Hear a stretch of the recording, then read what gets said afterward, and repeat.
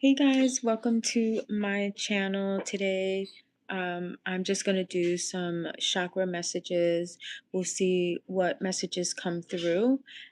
Before I came on the live, I did meditate for a few minutes to see which chakra we needed to focus on, and this was the chakra that came out, the solar plexus. So that's a really important chakra that really needs attention, and we'll get into what the meaning of it is so you have a really good understanding of it.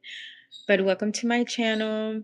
Um, if you want to connect with me on TikTok or Substack, you can go to my website, ReikiLoveHealing.com, and you'll have access to everything there.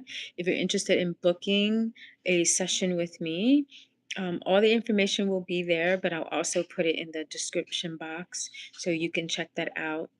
And don't forget to check out my podcast, Chakra Confessions, which is on Apple Podcasts and also Spotify.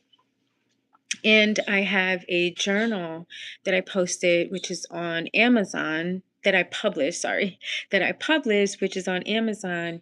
And it's a cute journal where you can just write in there if you want to do scripting or if you want to write your gratitude list. It's a really cute journal. It's on Amazon, and everything is in the link. If you go to ReikiLoveHealing.com, you'll find everything there. Okay, hi there. Hi, Jade. So, as I said before I came on the live, I was just meditating for a little bit just to see which chakra we need to focus on right now, right at this moment. And what I got was the solar plexus. Now, the solar plexus is the third chakra, okay? This chakra is super important because if it's not balanced, it's so hard to accomplish anything in your life. The solar plexus is the third plexus, and that energy center is in your stomach area. And so it's connected to your personal power. This is where you develop your confidence in yourself. And when we start working on our solar plexus, that usually happens around the age of 14. So each chakra develops at a specific age. So the root chakra develops from newborn to 7 years old. The sacral chakra develops from 7 to 14 years old. And the solar plexus develops at the age of 14 to 21. That's usually the time where you're trying to figure out who you are, right? Remember when you were a teenager, how you tried to be an individual, maybe you try to dress different or do your hair different. I know for me, I did that. I had like crazy makeup. I always had like a lot of different colored eyeshadow, and I would do like crazy hairstyles.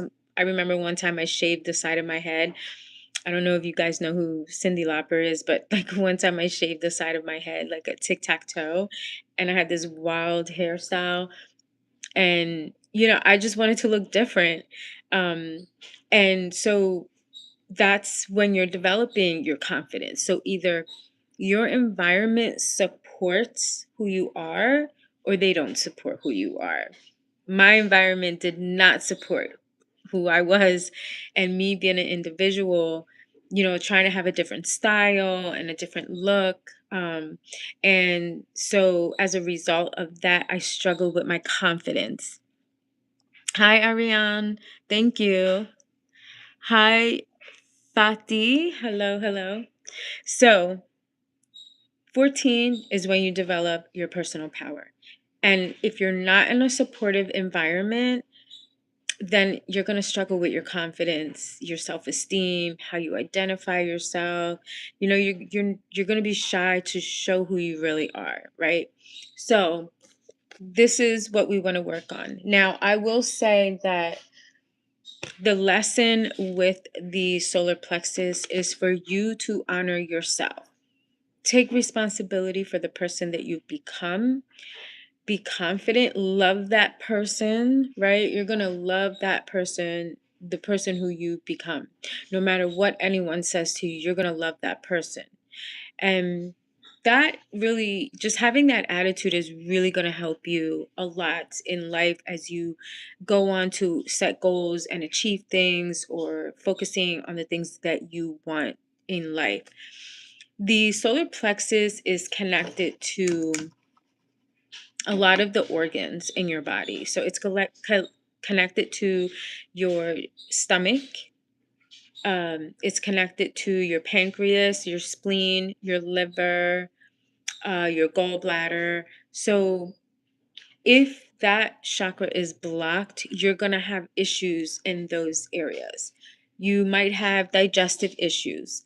A lot of people who have suffered a lot of trauma in their life, like a lot of like abuse, physical abuse, a lot of times they end up developing diabetes later in life. I know sometimes people think that diabetes has to do with eating too much sugar, and that's a contributing factor, but diabetes is connected to your central nervous system. And so when you're experiencing trauma and you freeze up rather than fight, that energy has nowhere to go and it just builds up. And what happens is it starts pumping all that sugar in your body. And that sugar needs to burn off. When it doesn't burn off and there's too much of it, that's what ends up happening. You become insulin resistant and people end up developing diabetes. So it's hey guys. So I learned this, and so I started interviewing people who had diabetes, and I learned that they had a lot of trauma in their life because they were very passive and didn't fight back. So that energy, like, it has to go somewhere. And so this is what happens. It develops into diabetes, and that depends on how you handle a situation where it ends, like how you handle a situation will depend on where that energy plants itself in one of the seven chakras, or it's one of the seven chakras, but there's always more than one chakra that's affected by it, right? So the solar plexus, it deals with like your confidence, your self-esteem. It deals with setting boundaries, taking responsibility, or sometimes you're not taking any responsibility. So it's like those extremes. Sometimes people have a block solar plexus when they're not happy with the way they look. Um, Weight gain is one example. Sometimes with men, if they're balding, they don't want to, they'll wear a baseball cap, or somehow they'll try to hide their the boldness. So it's has to do with people not feeling comfortable with how they look. So and certain issues will manifest different ways.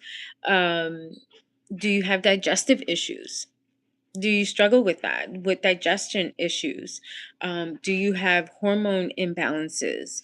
Those are some signs that you have a blocked solar plexus. So I'm going to go deeper into this reading because this is what came up, but I just want to see what specific messages this is talking about. So this message could be for you.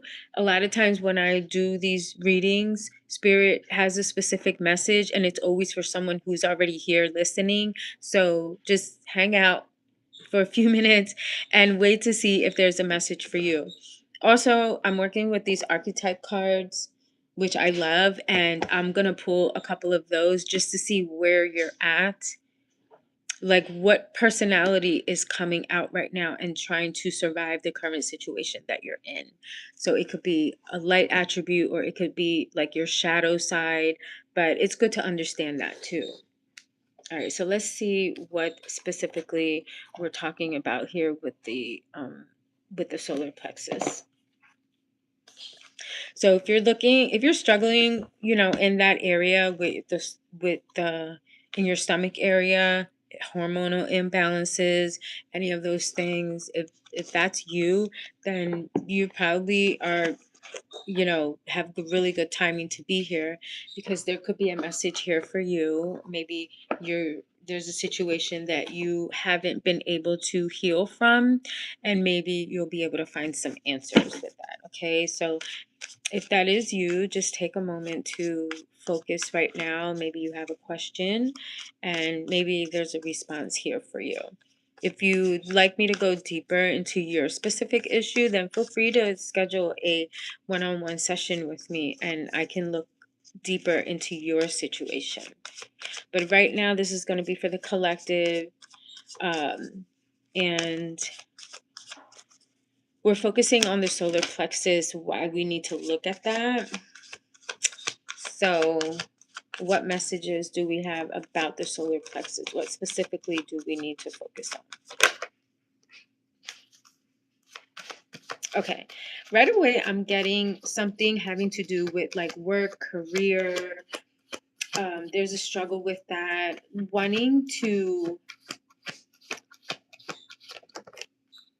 wanting to create something.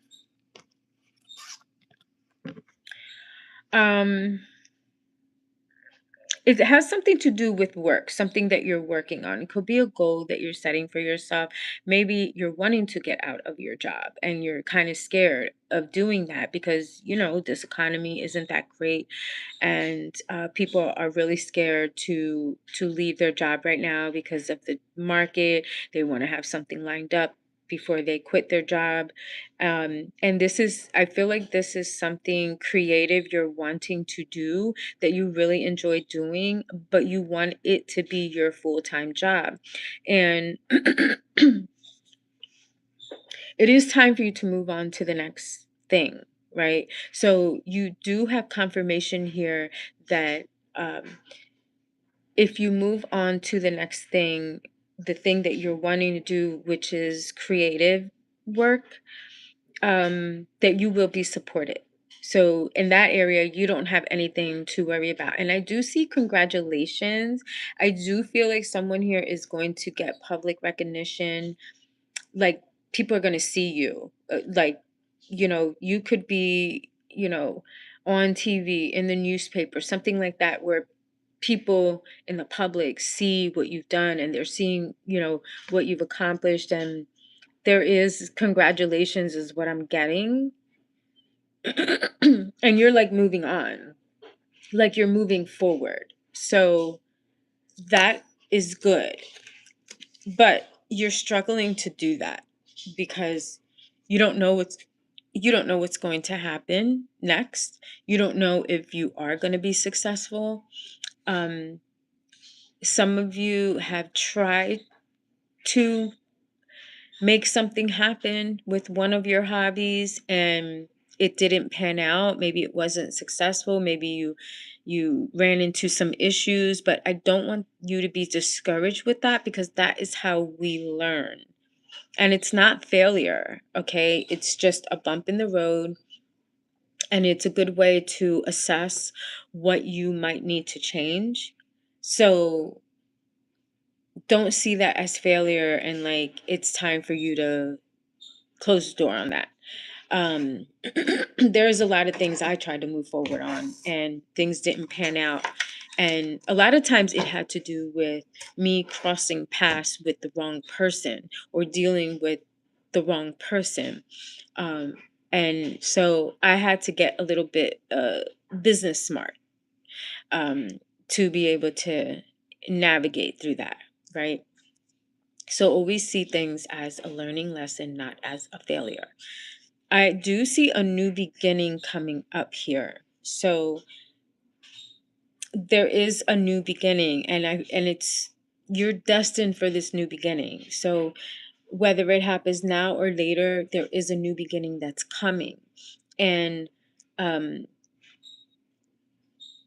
But I get a sense of being scared about this. Like, you're scared to move forward because you don't know what's going to happen. And this is when it's really important that when we're scared, that we jump into it at that moment that we're scared, because this is how we learn to be brave. This is how we learn to have faith, right? So we're always being reminded, and it depends on what your spirituality is, you know, it's like you're tested, your faith is being tested. And you have to have faith. You just have to have faith. I know for myself, like, I've had to develop a very strong relationship with God.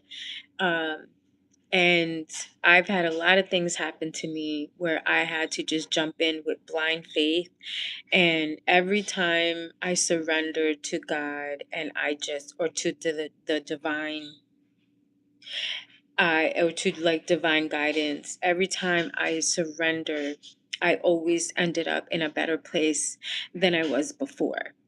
And it's really a challenge when you're in the middle of that mess or in the middle of a crisis and you can't really see it.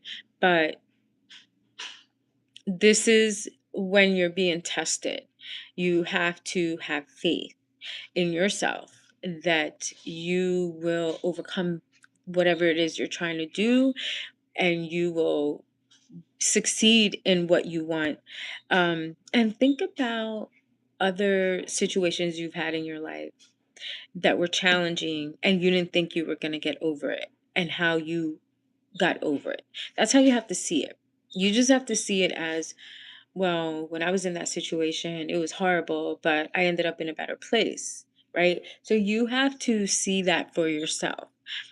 That's one of the ways that I try to keep my faith in situations where it was like so hard and all I wanted to do was try to control it and try to steer it in the direction I wanted it to go. Um, but yeah, I say have faith. And I would also say, don't share too much of your life and what you want to do with people, because people and their fears will discourage you from doing what you want to do. They will discourage you. Their fears will shit all over your plans, and you don't want that. So it's always good to just keep your business to yourself, and don't share anything with people. Wait until it's completely done and no one can do anything to mess it up. That's how you have to go about it. But there's definitely a desire for a new beginning here. Yes, privacy does matter. It's so important that you keep your business private so that no one tries to send their negative energy your way. Because how many times did you say you were going to do something and then you never got it done? You never did it. Like you told someone, "Oh, I'm working on this new project. I'm so excited." And then you didn't finish it. So sometimes people get very jealous, and they want to send negativity your way. So it's always best to just keep your business to yourself and then wait until it's done and over and complete it and nobody could do anything about it, to let everyone know. So, new beginning, you should go for it. I think you should go for the new beginning. Don't um, allow yourself to be discouraged. Don't do that. And I feel like the thing that you're trying to go after is something that you're very passionate about, something that you're super passionate about, and that's what we want. We want to work on. We want to be doing something that we are very passionate about, that we never get tired of. That's the goal. That is the goal. um, because especially if you're neurodivergent, Neurodivergent people cannot hold a 9 to 5 job. You cannot hold a 9 to 5 job. It's so difficult. The routine every day, getting up, going to the same office, sitting at the same desk. Like, neurodivergents cannot handle routine. They like doing creative things. And so if that's you, then I understand and you need to focus on what your creative gift is. But some people act good in front of us, but in their mind they are evil. What to do about that, people? Listen to your intuition, okay? Because I completely understand what you're saying. And I have learned to really listen to my intuition. And there's people you're friends with, family, that will act like they're so excited for you, and they'll keep in contact with you, and they'll want to talk to you. And I had that too. I had people in my life, family. I had people who pretended to be my friend, and I would tell them things, but then later. I'm just so vigilant. I'm like hyper vigilant, but I'm also empathic, that I would notice that they really weren't supporting me. They really weren't supporting what I was doing, because I would pick up a little jealousy from them, and almost like they were hoping that I failed, right? So no matter who it is, just keep it to yourself. You don't have to share with everyone. Now, you will know that someone is supportive of you if they are speaking your name in rooms that you're not in. And that's how you know that someone genuinely wants to help you and that they want to support you. They keep their word with you, and they will speak your name in rooms that you're not in. If you're offering a service, for example, if you're offering a service and someone who is looking for that service, hey, I know someone. And then they'll call you and say, can I give your number out? I know someone who's needing your services and I recommended you. Like that, right? Or say you're selling a product, say you're selling like soaps and lotions or candles or something like that. And a friend says to you, hey, they're having what do they call them? A craft show, a craft event. There's a craft event near my neighborhood, and I know you want to sell your things. I told the lady about you, and they're interested. They want to know if you want to sell your candles and your soaps, right? That's someone who genuinely wants to see you win. So they'll present opportunities to you, they'll talk about you. That's how you know that person cares about you. But the other ones to just stand by and don't offer any help, and they're just watching you, you know, just pay attention to that and just keep your business to yourself. You want to move to a new city, keep that to yourself. You want to start a business, just keep it to yourself and you just work on it. And trust me, like when you have a really close relationship with a higher source, right? With God or a higher source or whomever that you're believing in. And you're setting goals. As you move forward on that goal with faith, right? And your goal in mind, what you're trying to accomplish. Trust me when I tell you that you will get divine guidance on what to do next. And you will cross paths with people who want to help you or who have the resources to help you. And this is how you know that you have that connection with God, right? Because He will place resources and people on your path to help you along the way. And even if something looks like it's falling apart, surrender. Don't even try to fix it. Just let whatever happen, because that situation could be unfolding, because it's just leading you to a better place. So this is why it's so important to like work on your solar plexus and making sure that your if it's blocked, that you're unblocking it, and that you're doing the work to heal. Because a lot of times, this being blocked is probably from childhood trauma. It's probably from childhood trauma. Your, whoever raised you, your environment, whatever people you were around, they weren't supporting you. They weren't supporting your individuality. Maybe you were constantly criticized. Um, Everything that you did, you were constantly criticized. That is how this becomes blocked. Because then you when you're constantly criticized for how you do something as a child, you end up becoming like an overachiever. Like some people become an overachiever.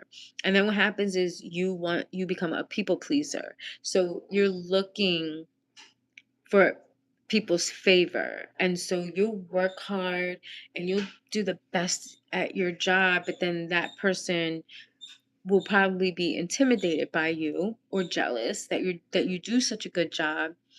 And then when they don't give you recognition, it's almost like they're awakening that wound that you have, right? So this could come from childhood, being criticized, constantly being criticized, constantly being told.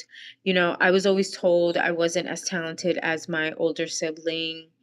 And that hurt me, that affected me. And then this is when I was like little, 8 years old, that I was always told I wasn't as talented as her, that she was the one who was more talented, had more skills.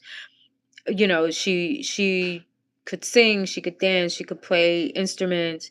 And, even though I was put in that same environment to play music and dance and sing, I was always told I wasn't as talented as her. That hurt me, and I ended up becoming an overachiever. So everything, I would like set a goal and then I would accomplish it, and then I'd set another goal and accomplish it, and another. I went to college, I got my master's degree. Like I just kept setting goals and accomplishing them. And then I realized, like, why am I setting all of these goals for?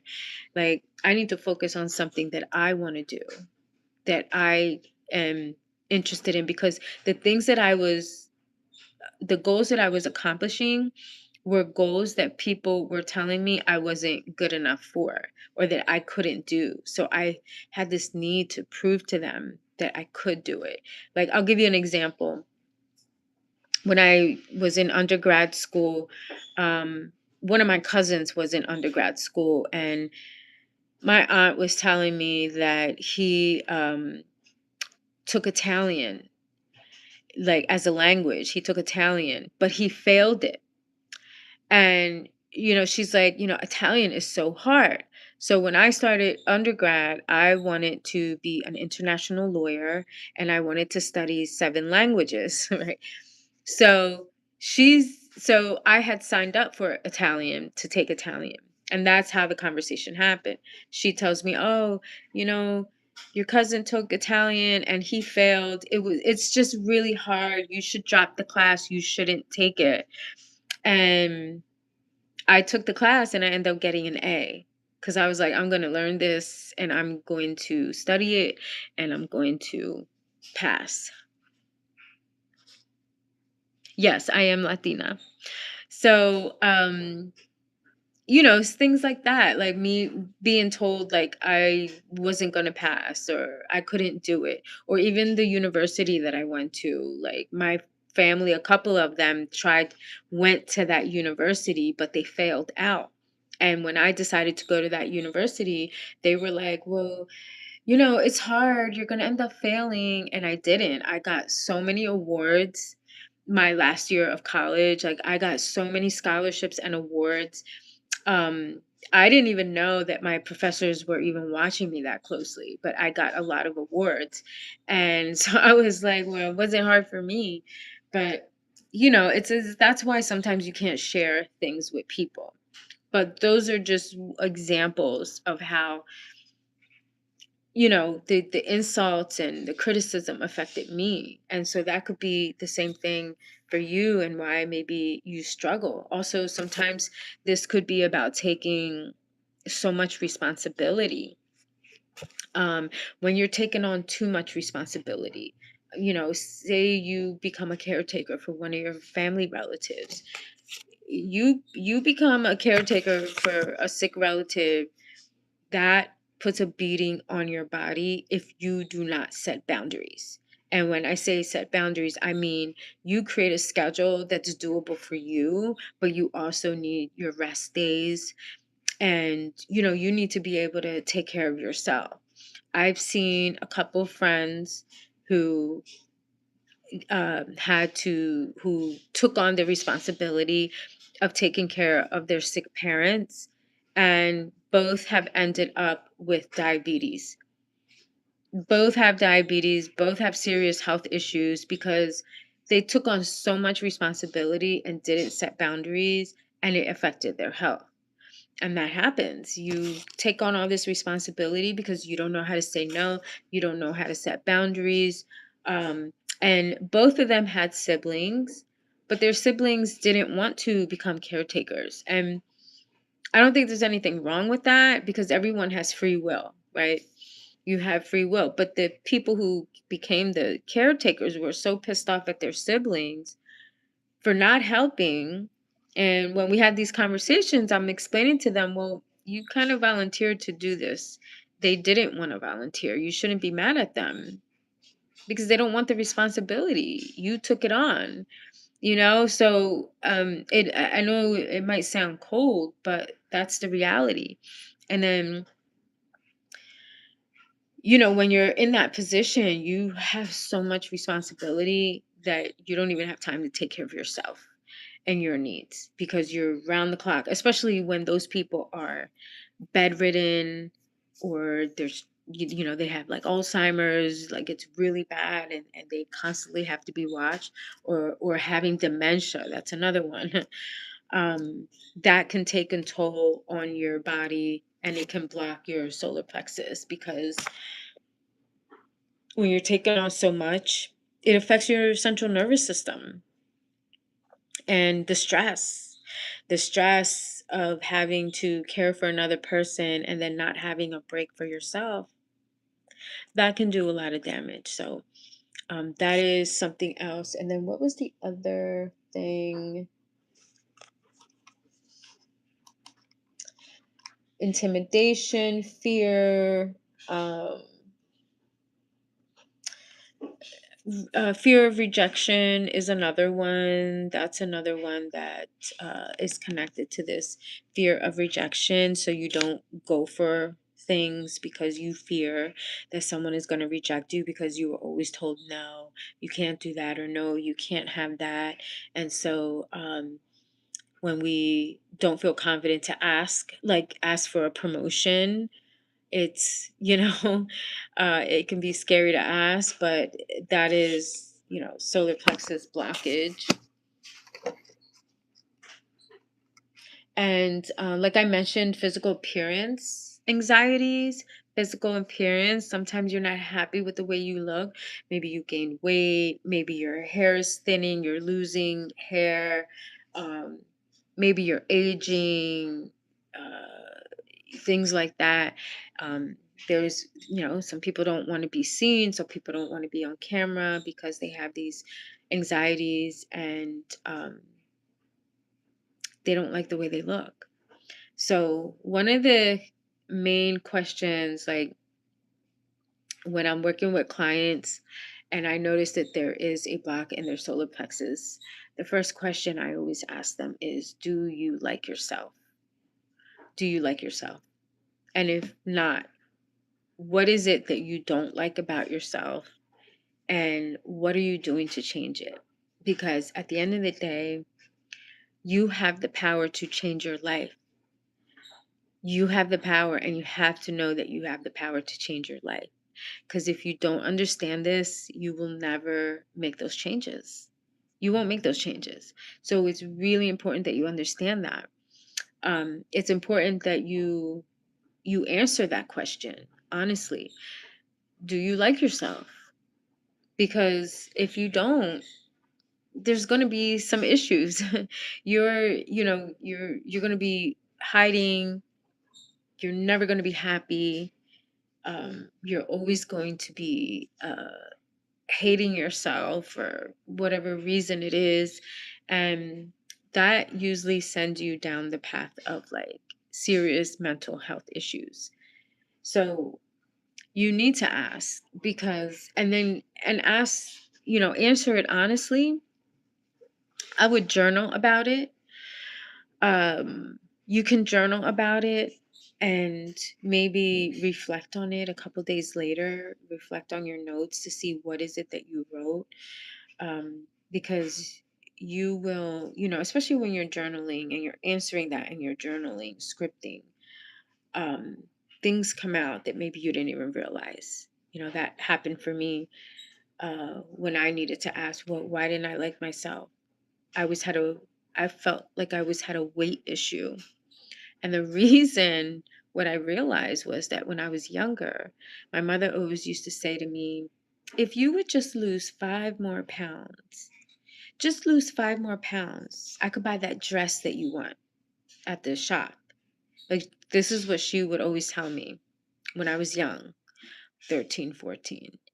And I would get up at 5 o'clock in the morning to do aerobics. I was always exercising, and I would starve myself thinking like if I don't eat, then I'm not going to gain weight, everything. And the thing is that even if I did lose weight, she would never want to acknowledge it to keep me in that place of feeling like I wasn't good enough.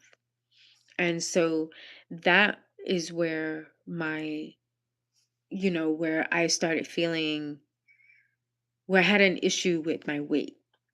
And it affected me for so long because I always felt overweight and I really wasn't overweight. But because she always used to say that to me, I used to feel that way. So if I went to the beach, I never wanted to wear a bathing suit. I hated going to the pools because I didn't want to wear a bathing suit because I thought people would look at me and say that I was overweight, and I really wasn't. But, you know, people making those kinds of criticisms, it's going to stay in your head and it's going to affect you.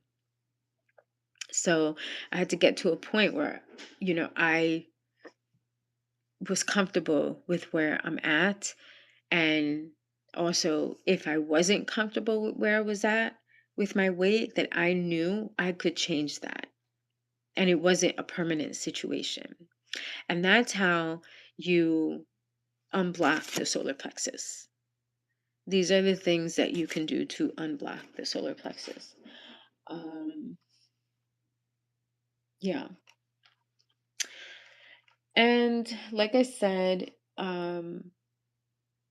it can create some health issues if y- if you don't do anything about healing over time.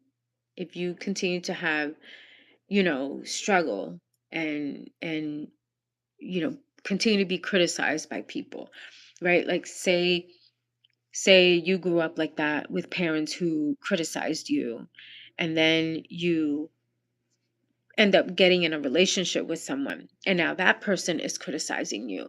It's just like layers and layers of trauma that you're adding on, and you have to get to a point where you're dismantling that.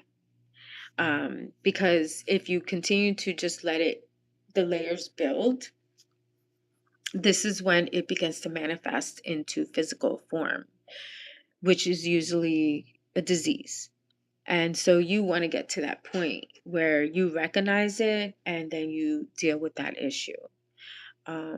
Letting go of past, things from the past that were holding on to you. Like those comments, like if you had to deal with criticism from your parents, like, you know, take the good and leave the bad. And you work on it yourself and understand that at the end of the day, you hold the power, not them.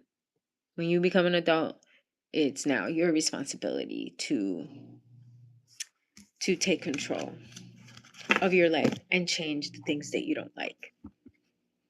So I'm going to pull some archetype cards here. I have this deck, which I love. And this deck is actually coincides with, is this for little kids?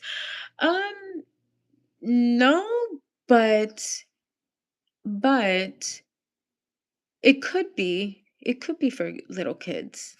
I think that's a good place to start, right? I think it's important to be aware of how you speak to children, because when they're little, they absorb all of that stuff, and then it affects them later in life. So yeah, I mean, if this resonates with you, if this is something that you're experiencing with your own parents, then yeah, um it's something to think about. I know I wish when I was that age that I had someone knowledgeable around me, but I didn't have that. No one in my family was knowledgeable. They were all uneducated people and just living life and ignoring their traumas, and that's it. Okay, so we're gonna look to see uh, which archetype is coming up around this solar plexus issue.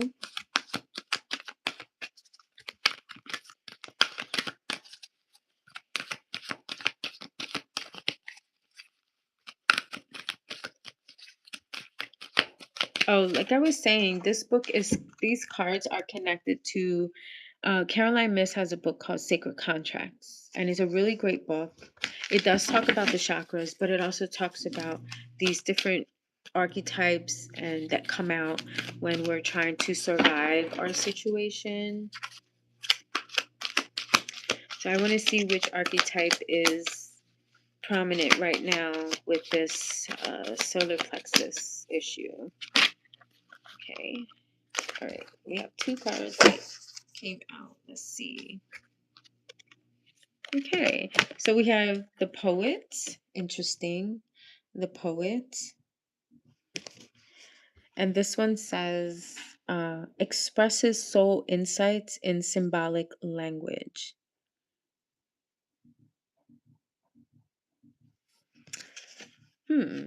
Interesting. I have to look more into this. Let me see what the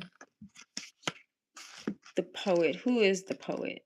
Where's my book at? Because I know the book has more information. Oh, I don't have it. I don't know where the book is at right now. Let's see the poet.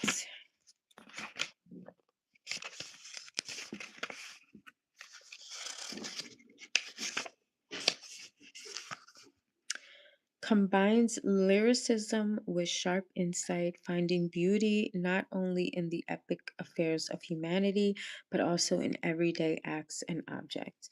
Also expresses wonder at the hidden joys and sorrows that we might otherwise overlook. The shadow side of the poet turns gift for lyricism to negative effect, as in songs or poems written in support of evil causes. Oh, somebody who writes bad things.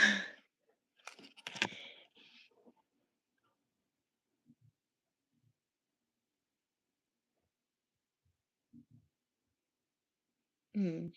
So it could be you either see the beauty in everything or you see the evil in everything. What was your answer? What was your question? And then the other card that came out was the mystic. The mystic. So um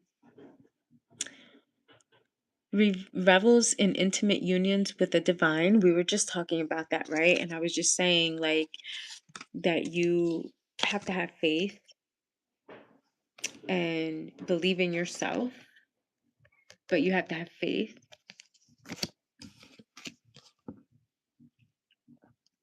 And that if you want to move into a new chapter, like I was talking about before, that it's important that you do that with faith.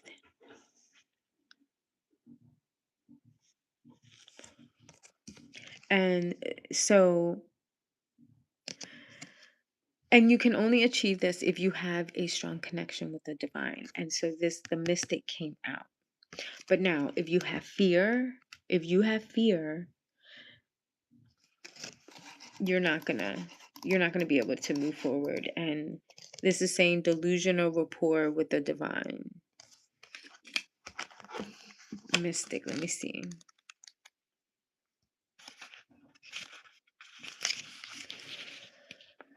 The mystic follows selfless path of practice to achieve union with the divine. And then the shadow manifests as self-importance, an egocentric concern for one's own spiritual progress to the exclusion of others, and taking advantage of disciplines for economic or sexual benefit. So, yeah, this is someone who, like, you could have a connection with the divine, a good, positive connection, and that's the only thing that matters to you. Or on the dark side, someone who is like, yeah, I have a connection with the divine, but if you want that message, I'm going to charge you like $500, like something like that. So these are the two that are coming out. And this is someone who probably is like gossiping or says negative things. So, and it makes sense. This makes sense with the solar plexus. It makes a lot of sense. I didn't see your question, so I don't know what you're talking about.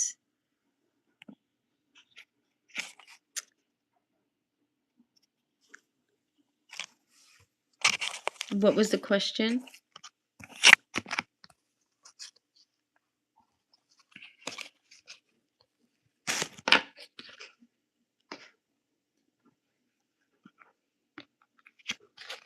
And if you want to learn more about archetypes, you can get the book Sacred Contracts. Sacred Contracts, really great book. It will help you to understand your destiny, and these different characteristics, these different archetypes that come out in your life. They will come out at certain moments in your life to either support you or destroy you. So it's good to understand the light attributes and the shadow sides of them.